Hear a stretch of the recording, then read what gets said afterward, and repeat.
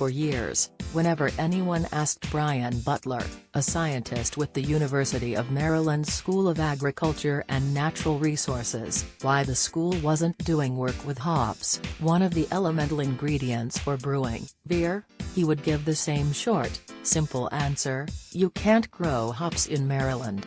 It's not so much that one absolutely can't grow hops in Maryland, or on the East Coast more generally. In the era before Prohibition, Maryland was home to a thriving brewing industry, with over 100 breweries reportedly located in Baltimore alone. Farmers across the Mid-Atlantic grew hops for beer. In Maryland, they grew enough to supply 10% of the hops used by brewers in the state. Today, there are still a handful of farmers who continue that tradition, but hops, 1/3 of the brewer's trinity, along with grain and yeast, are a temperamental crop, better suited to the drier, more stable climate of the West. Today, more than 75% of the hops grown in the United States are grown in a small slice of eastern Washington known as the Yakima Valley, and these are the hops that have grown to dominate the commercial and craft beer industry. Hops, the flower of the herbaceous climbing plant Humulus lupulus, have been cultivated for centuries by farmers looking to add flavor to beer.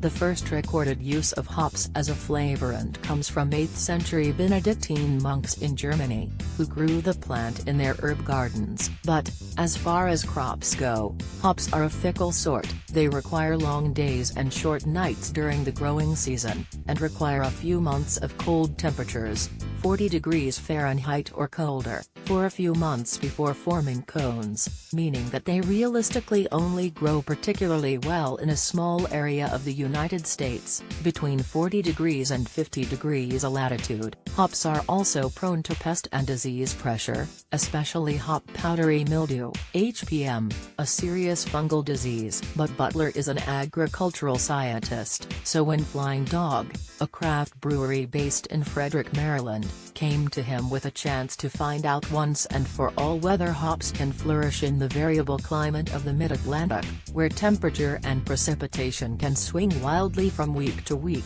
he approached the project with a mentality that was both open-minded and deeply logical. For centuries, hops had been grown primarily in Europe, but in recent years, the craft beer boom in the United States has encouraged domestic hop growers to push the boundaries of what is possible when it comes to hop production, and Butler wanted to see once and for all if Maryland could be a part of a new, distinctly American kind of brewing tradition. If this fails and doesn't work, that's okay, Butler said. We'll prove it one way or another through research-based information.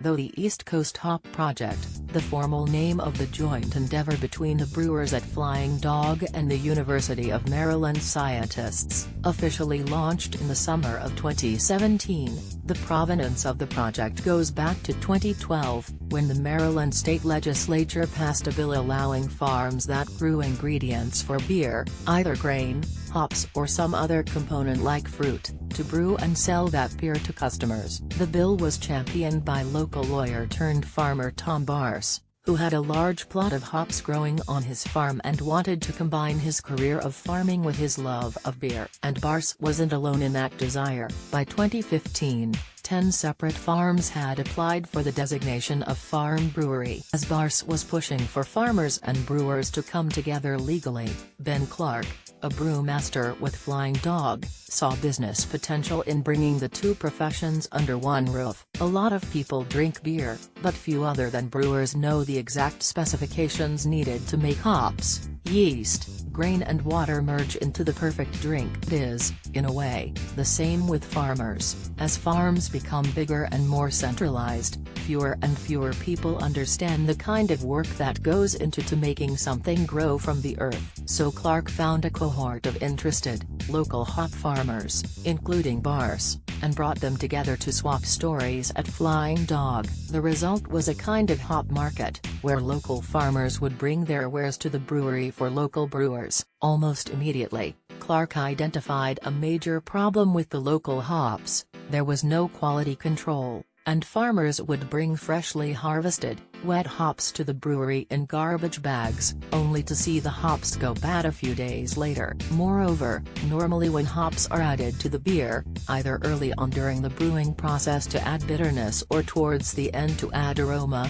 they are pelletized, meaning they are ground into a powder and pressed into something more closely resembling rabbit food than a conical hop flour. But the Maryland hop farmers were so new to the crop that they had no idea how to pelletize hops, so they would bring in the whole hops, which decay more quickly and can be more inconsistent for brewers than pelletized hops. Hops are harvested at the University of Maryland farm, University of Maryland. Still, Clark was committed to the idea that Maryland brewers have an available supply of local hops, should they want them. The issue, it seemed, was that the crop was too new and any institutional knowledge from the Prohibition era had long since vanished. What the Maryland farmers needed, Clark realized, was someone to help them identify the best practices for growing and harvesting hops in Maryland. Luckily for Clark, Bars, who graduated from the University of Maryland in 1977, knew someone who might be able to help, his fellow Terrapin, Brian Butler, who, largely at Bars's own prodding, had been toying around with the idea of growing hops on the university's 500-acre facility in Keedysville, just outside of Antietam Battlefield. So Bars, a little bit hop farmer and a little bit brewer, introduced his friend at Flying Dog to his friend at the University of Maryland. To them, it felt like a meeting of the minds, a partnership that could explore both how to grow hops in Maryland, and how to brew them. We need a quality product at a favorable price, from a market standpoint, that is like what we are seeing on the West Coast, Clark said, and Butler is working from the other side of it, trying to see if that is even possible on the East Coast. Hops' sensitivity to climate, particularly heat and humidity, explains why it thrives mainly in the arid heat of the eastern Pacific Northwest, and why the majority of the most popular hops were bred for the West Coast at the two primary land-grant universities in the Pacific Northwest, Oregon State University in Corvallis, Oregon, and Washington State University in Pullman, 200 miles east from the Yakima Valley. Many of the varieties of hops most heavily associated with craft beer in general and IPAs take their name from that place of origin, like Cascade, the hop used in the original craft IPA brewed by San Francisco-based Anchor Steam in the 1970s. But just because a crop or variety of crop is particularly well suited to a specific region doesn't mean that it can't grow elsewhere. It just requires a kind of local, agricultural knowledge. To help rebuild that knowledge, Butler dedicated a plot of land at the university's Western Maryland Research and Education Center to hops, planting 12 varieties in 2016 and another dozen in 2017. The hops were a mix of popular West Coast and New Zealand varieties, as well as a handful of varieties that were already being grown by local farmers. Butler and his team of researchers collected data on fertility, irrigation, disease, pest management, harvest timing, and unique levels of acids and oils in each hop. A view of the hop binds at the University of Maryland farm, University of Maryland. Then, with the help of brewers from Flying Dog, they pelletized those hops and sent them, along with the data Butler's team had collected, to the brewery. From there, it was up to the brewers at Flying Dog to experiment with how the various varieties reacted when added to beer. It wouldn't suffice to simply find a variety that grew well in the Maryland soil, it also had to taste good. The most famous West Coast hops are often associated with flavors of pine or citrus, and add bitter elements to brews like IPAs. But hops can also add flavors of grass, flowers or spice. We had a hop, Canadian red vine, that produced the equivalent of 900 dry pounds per acre, on a 1-year-old plant. Fantastic yield, easy to grow, easy to harvest, did great, Butler explained. But when the brewers sensory tested those hops, creating what's known as a hop tea by steeping the hops in a small batch of light lager, think Miller Lite or some equivalent, the brewers noted with some disappointment that the taste was akin to freezer-burned strawberries. So here's this great producer, and it really wasn't any good, Butler said. From the horticultural perspective, I would say grow this. But when they really get down to brewing beer, maybe not so much.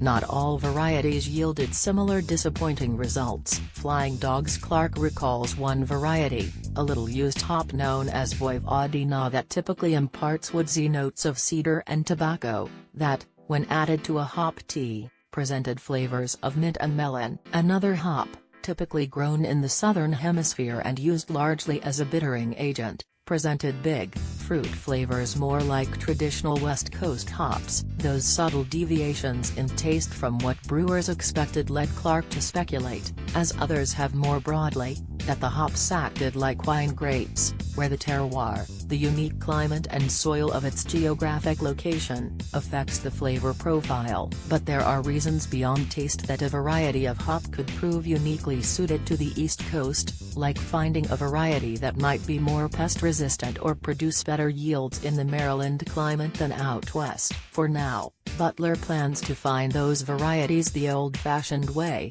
either by testing an already known strain at the university's test farm or by manually crossing different strains of hops to see if he can find a winner, though improvements in gene editing could someday help speed the process along. Using the hops delivered by Butler, the brewers at Flying Dog pared the group of 24 down to their 4 favorites, and debuted a beer called Field Notes in March at the brewery's tasting room. It's the first commercially available beer brewed with hops grown at the University of Maryland farm. The project also released 3 beers, each brewed with locally grown hops from either Maryland or New York. In mid-April, Clark explained that by using hops from a farm in New York, and not just Maryland, the newly released beers offer a fuller picture of what hop production can mean for the Mid-Atlantic as a region. Brian Butler speaks at the East Coast Hop Project's 2017 release party, Flying Dog Brewery. Ultimately, the project, which has funding from both Flying Dog and the university to continue for at least the next 3 years, isn't about answering the question of if hops can grow along the East Coast,